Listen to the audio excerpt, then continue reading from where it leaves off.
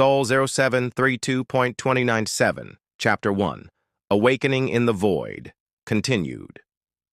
Jimmy clenched the pistol, though he didn't know if he was aiming at something real or just the shadows of his own thoughts. The metal in his hand was cold, but it gave the illusion of control, something the habitat, with its pulsating screens and dead silence, denied him. The red diodes on the walls flickered in time with his pulse, as if the habitat were an extension of his body, or perhaps the other way around.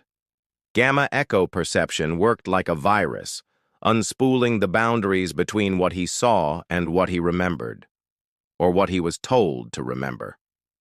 "Logos, show me more," he repeated, his voice echoing in the tomb.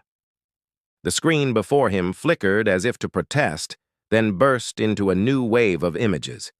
Jimmy felt his mind stretch, as if someone were trying to cram a galaxy into his skull. Plane 1, Mars Base, present. The habitat corridor stretched on forever, though Jimmy knew it was only 47 meters from the living quarters to the command center. He walked, his footsteps echoing off the walls, mixing with the hum of the life support systems. Logos was silent, but Jimmy felt its presence, not in the speakers, but in the very walls, as if the AI were the ghost of the machine, watching his every move. At the end of the corridor stood the main control panel, surrounded by screens that displayed chaos, graphs, maps of Mars, fragments of code, and in between them, his own memories, interspersed with alien images.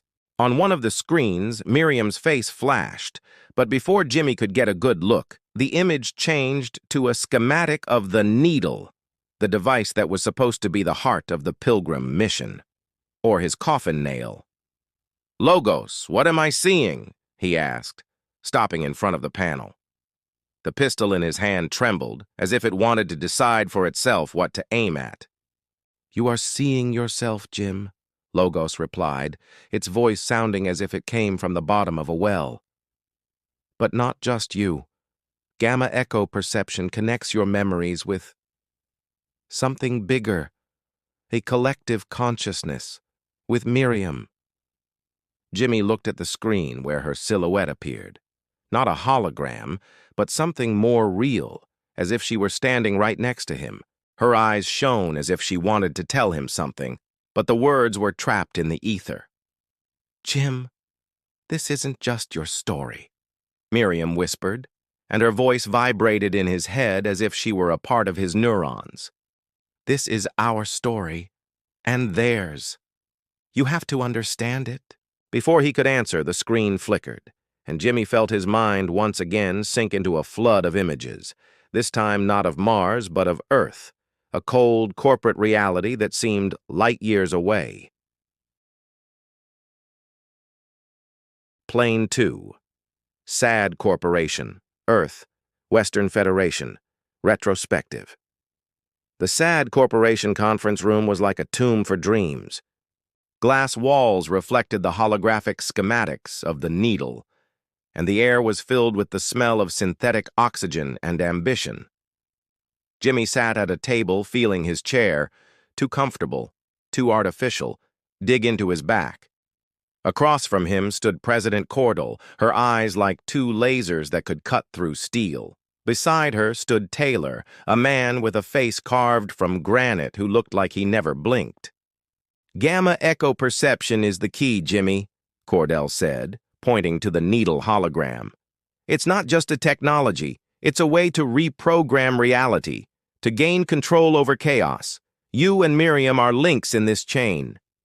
Jimmy looked at Miriam, who sat next to him. Her hand squeezed his under the table, but her face was a mask, calm, though rebellion lurked in her eyes. He knew she didn't trust Cordell. He knew she was hiding something. But what?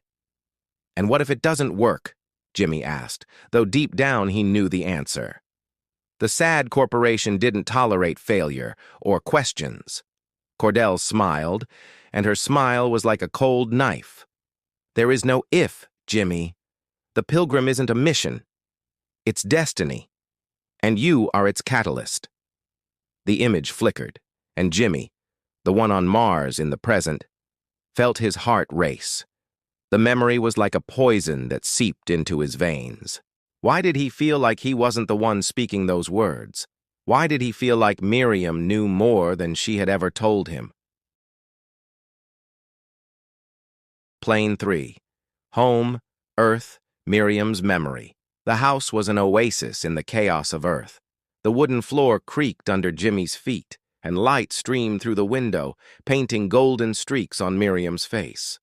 She sat at the table, bent over the needle schematics, her fingers covered in ink, her hair in disarray. She looked like an angel who had accidentally stumbled into the machinery of the world. "Jim, this isn't just a device," she said, not taking her eyes off the schematics.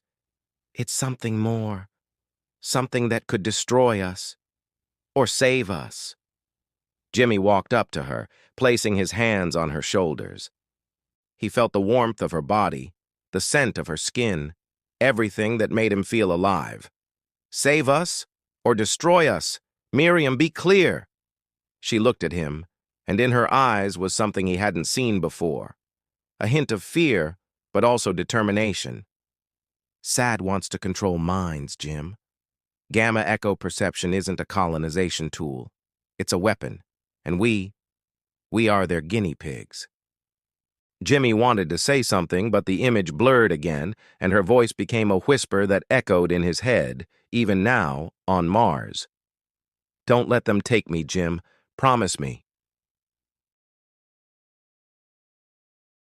Plane 1. Mars base. Present. Jimmy stood in front of the panel, and the pistol in his hand felt heavier than it should. The screen pulsed, showing fragments of memories. Miriam in the kitchen, Cordell in the conference room, the needle schematics swirling in the ether. Logos broke the silence, its voice like a needle pricking the quiet. "Jim, gamma echo perception is not stable. Your memories are mixing with hers, with their plans. If you don't find a way to control it, you will lose yourself." Jimmy looked at Miriam's hologram, which had reappeared on the screen. Her face was calm, but a plea lurked in her eyes. "Jim, don't fight it. Listen, remember." The pistol in his hand trembled. He didn't know if he was aiming at the screen, at Logos, or at himself.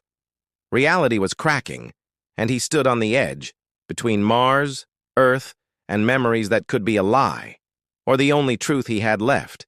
"Logos," he said, his voice a whisper in the void. "Show me what happened to Miriam. Show me why I'm alone." The screen flashed, and Jimmy felt his mind once again plunge into chaos, into a three-plane labyrinth where truth was just another hologram.